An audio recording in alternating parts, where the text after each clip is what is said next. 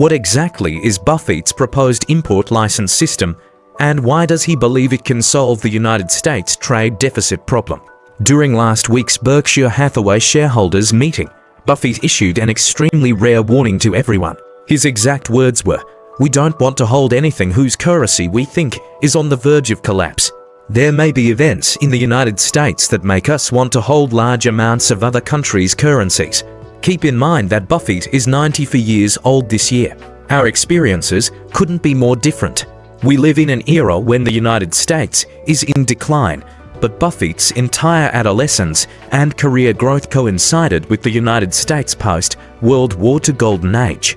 In his eyes, America has always been great, and he exudes unwavering confidence in the country. He has repeatedly stated in public, "Never bet against America." In 2020, he even said, "All you need to do is believe in America. You must believe that the American miracle remains intact." For a 94-year-old man who has long held such a positive view to start expressing doubts about the US dollar, it makes you wonder what signs of trouble he's spotted that the rest of us have missed. Since last year, I've been warning everyone that after Trump takes office, he will accelerate the global trend of dollarization, and he might just be the final straw that breaks the camel's back for the dollar. It seems my prediction might be coming true. During his speech, Buffett also introduced a fascinating concept, the import license system. He believes it can effectively address the US trade deficit, calling it a far superior alternative to tariffs. This idea was first proposed by Buffett in a 2003 article titled "America's Growing Trade Deficit is Eating Away at the Country. We Must Fix It Now." I first read this article around 2014. When Buffett brought it up again, I revisited it. When I first read it as a young person, it completely challenged my existing views, truly worthy of the Oracle of Omaha. However, upon rereading, I realized that many of its arguments don't hold up under closer scrutiny. The article is divided into 3 main parts. Let me give you a brief overview.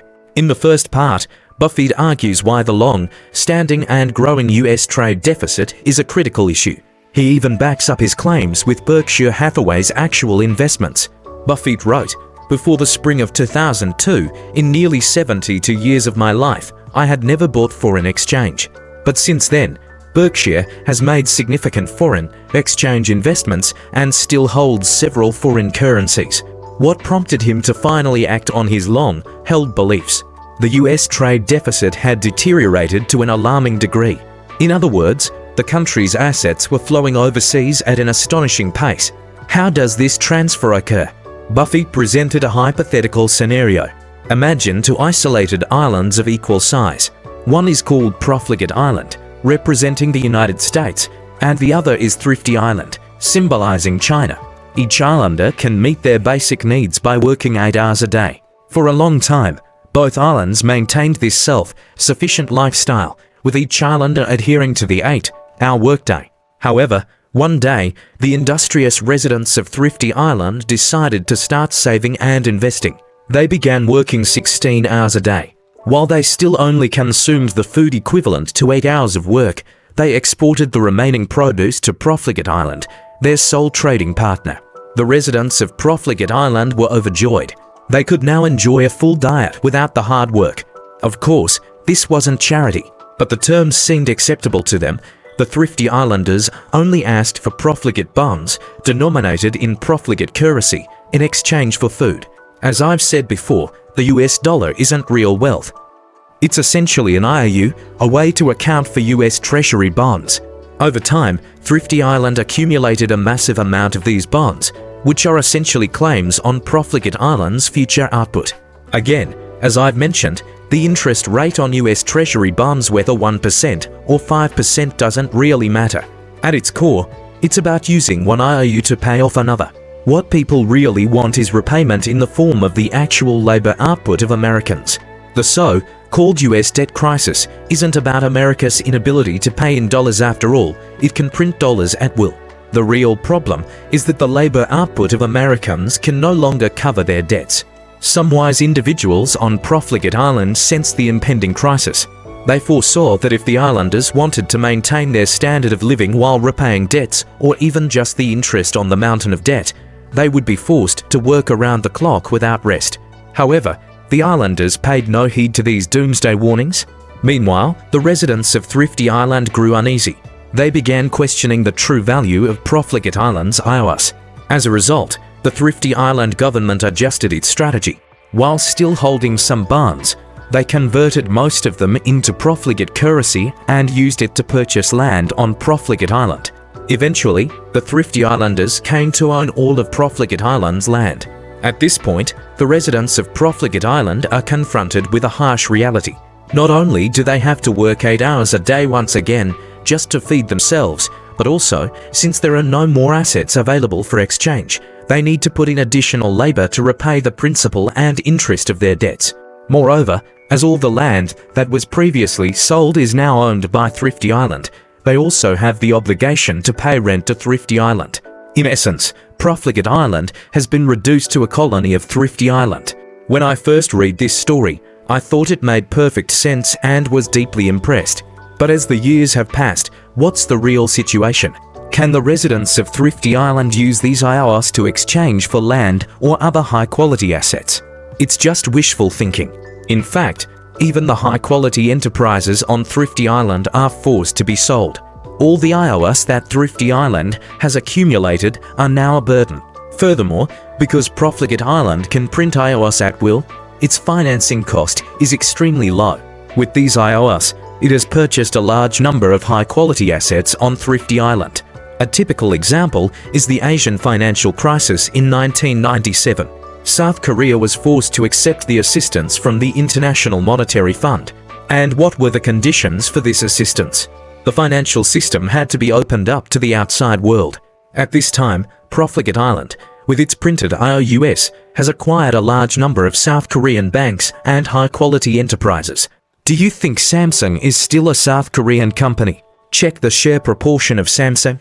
It has long been an American-owned company, and South Koreans are just working for them. This kind of thing doesn't only happen in South Korea. If you look at South America or Eastern Europe, the International Monetary Fund has been doing this. On the surface, it seems to be providing assistance, helping countries develop better.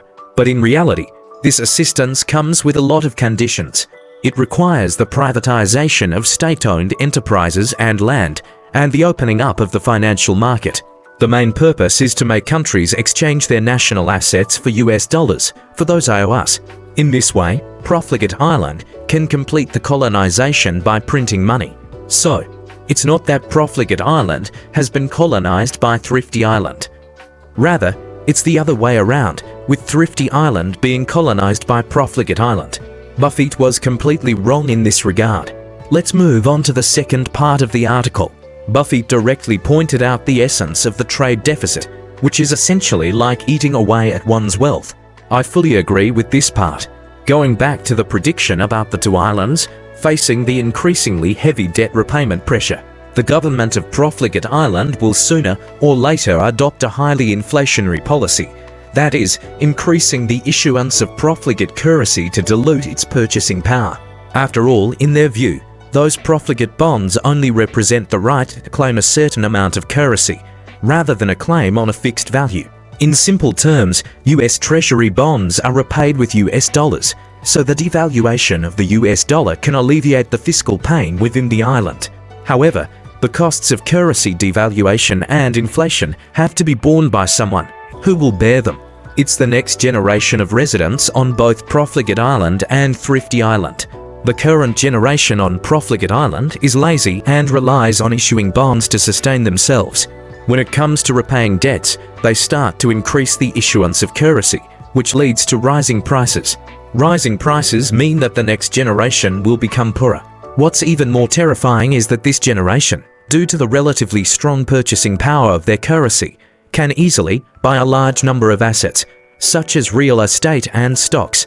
When the currency is issued, asset prices will rise significantly. This is the so-called dividend of the era. As long as you have hands and feet and are not lazy, you can become wealthy. And those who have benefited from the era often unconsciously think that they are wealthy because of their own abilities. They even give advice to the younger generation, believing that their wealth is due to their hard work to earn the first pot of gold and their excellent investment vision.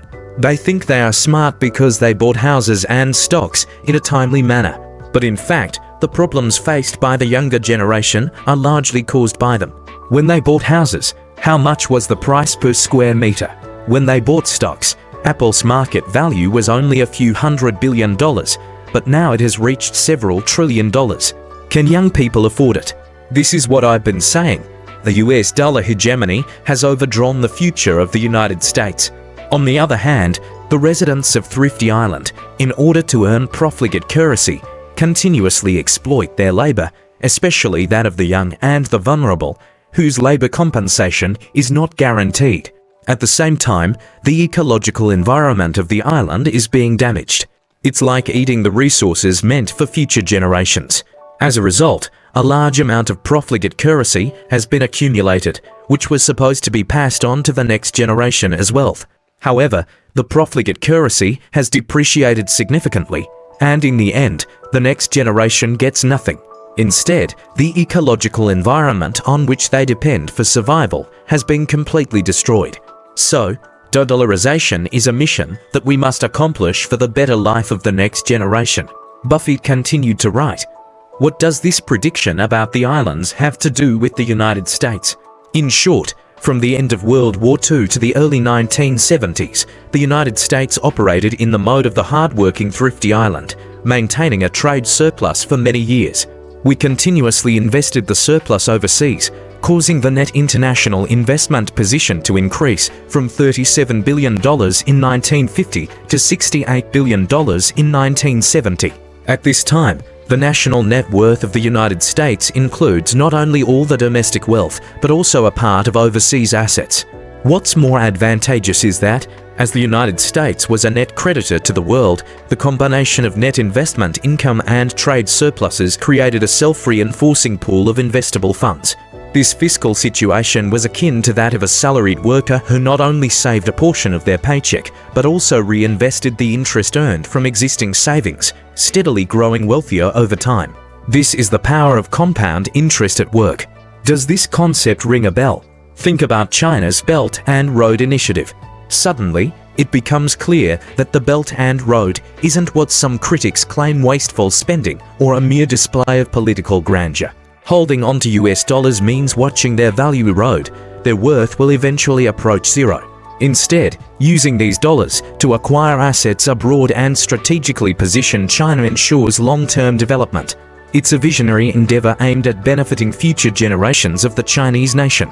Beyond inflation's impact on diluting the wealth of the next generation, there's another critical issue: the outflow of national assets. Global holdings of US assets total a staggering $2.5 trillion, far exceeding China's foreign asset holdings. This figure includes financial securities like government and private bonds, as well as tangible assets such as real estate and stocks.